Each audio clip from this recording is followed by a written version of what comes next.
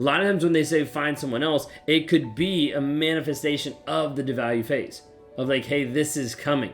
Like, this is something that's going on. This is your one warning to go ahead and start finding someone else because it's going to get bad. It's going to get abusive. You're like, why would they even do that? Have you ever been in a relationship with a narcissist and the phrase, find someone else? Like, you're just too good for me. Move on to the next person. What does it really mean when the narcissist actually saying these things? Maybe you're confused of how this is actually more manipulation and how this is actually trying to confuse you even more. A lot of times when a narcissist utters the words, find someone else, it ends up being manipulation. It ends up being a hurtful tactic to get more control over the situation, like help undermine you as far as like not having self-worth. So we're going to dive into some of the meaning of what's actually going behind this and how it actually shows up. If you guys are new here, my name is Ben Taylor. I'm a self-aware narcissist on this channel to provide awareness about narcissistic abuse. I'm the founder of Raw Motivations, the creator of the NARC app, and your guide in the 45-day challenge that you can access at claritychallenge.net. It's a process that we've been able to figure out and understand a systematic way to help you break out of a trauma bond, get rid of the rumination, and eradicate the triggers in your life that are keeping you hostage to a toxic person.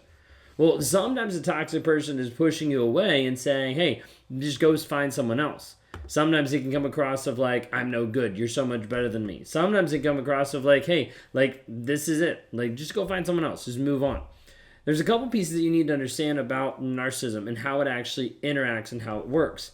Now, narcissism as a whole is running away from and is this aspect of shame avoidance. Now, close beside narcissistic personality disorder is borderline personality disorder. Underneath that one would be this aspect of abandonment, of wanting to make sure that they are not abandoned on any different level, real or imagined.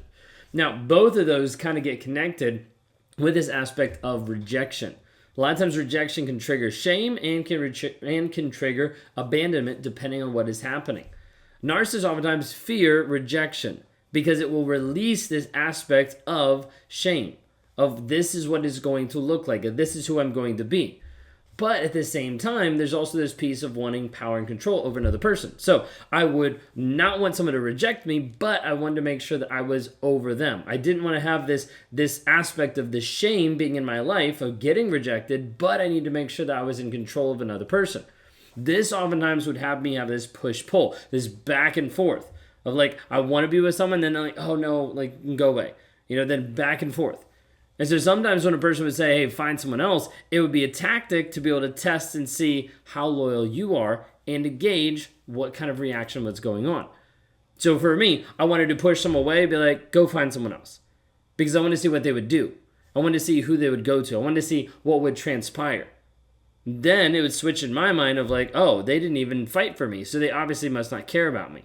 Like, they didn't even try this, so, like, I must not be important enough. Like, then I need to establish something again of, like, wait a second, like, this actually impacts me. So I'd be pushing people away, even though I wanted them to run after me, because I wanted that supply, I wanted that attention. But I didn't want to look needy. I didn't want to look like I needed that when that's all that I wanted, was that attention, that validation from another person. So sometimes pushing someone away would be just to be able to test them.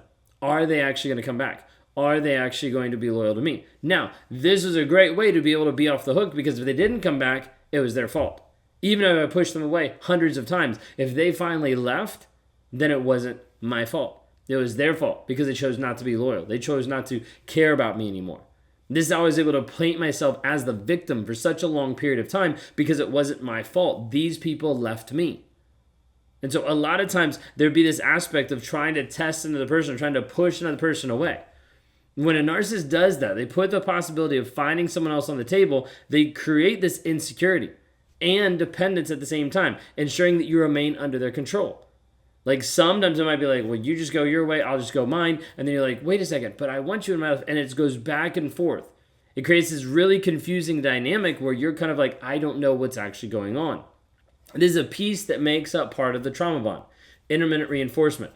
The highs and the lows, the ups and the downs, kind of like a waveform, like a heart monitor, up and down, up and down, up and down. And it makes you confused of what's actually real and what's actually happening. The push-pull, the same aspect, up and down, makes you confused and makes you stay oftentimes in an immobilized state of like, I'm not going to actually leave because I don't even know what's true. I don't even know what's going on. Now, you might be having something where in a romantic relationship, like the narcissist might say, find someone else during an argument, during a disagreement to try to see. Like their intention in that moment might not be to actually have you leave, but to make you feel uncertain about their commitment and fear of losing them or your commitment to them.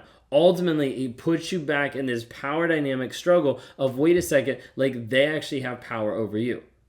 Are you seeing this? Are you seeing it kind of broken down? This nuance of it is kind of hard to be able to make sure I'm articulating correctly. Okay, if you understand this, like put this down below in the comments. Okay, now sometimes you have this aspect where the narcissist wants you to leave when they're saying that to get you to leave. That way you leave and they don't have to worry about it. We'll touch a little bit more on that in a little bit. Okay. Now, this other aspect of the devaluation and the discarding, narcissists go through this cycle, right? Idealization, devaluation, discarding. It happens over and over and over again. A lot of times when they say find someone else, it could be a manifestation of the devalue phase of like, hey, this is coming.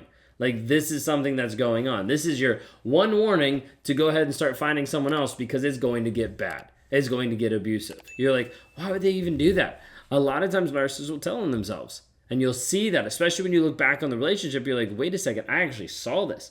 Like, he actually told me I'm a toxic person. He actually told me I'm a narcissist. He actually told me, like, this is how I don't connect with other people. I don't seem to care about other people. I have low empathy. Like, there's many things that people look back and they'll be like, now I see it.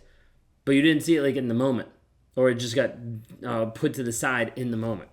A lot of times narcissists start to devalue you, suggesting that you seek someone else. Sometimes this ends up impacting like your loyalty of like, you should just go find someone else. And then you start to think about that, or they start to be like, you didn't even reject that idea. So therefore you must be thinking about someone else. You're probably cheating on me. And all of a sudden you see this spiral that happens.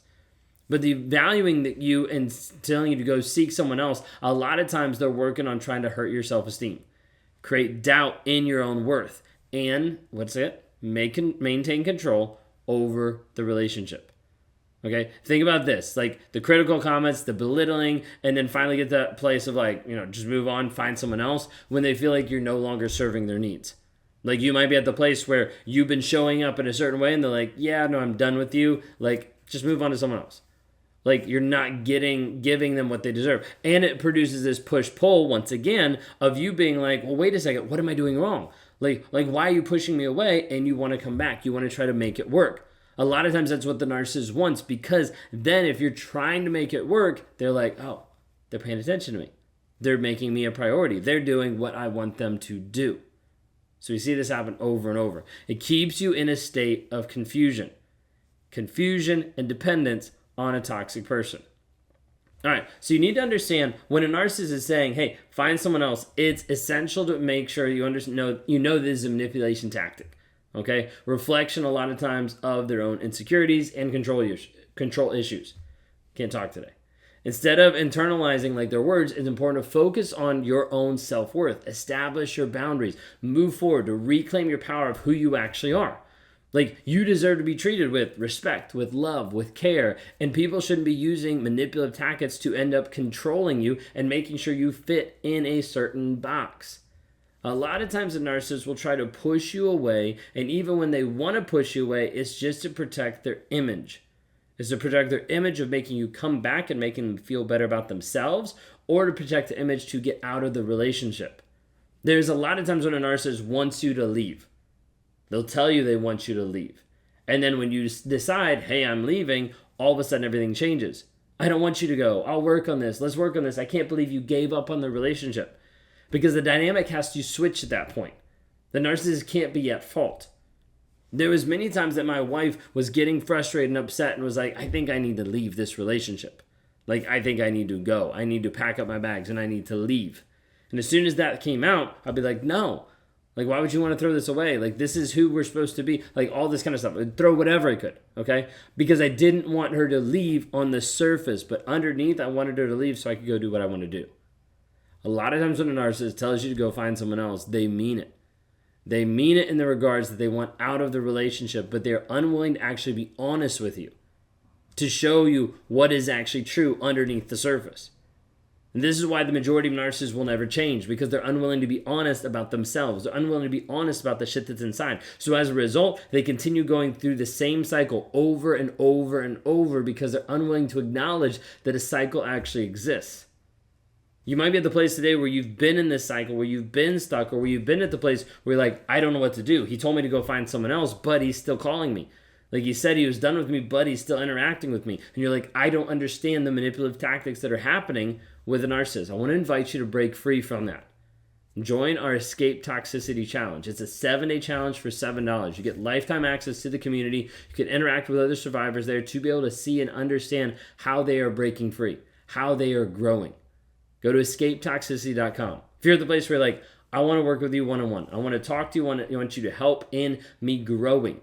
We do this in 2 different stages. We do this in a healing journey where we start working you through breaking the trauma bond, the rumination. Then we change into a growth mindset where we're focusing on how you're maximizing your goals of who you are in your fitness, in your spirituality, in your relationships, and in your business to make sure that you're actually achieving the person that you're called to be, the version of you that we're trying to unlock that's there, that you feel like, I don't know who I am.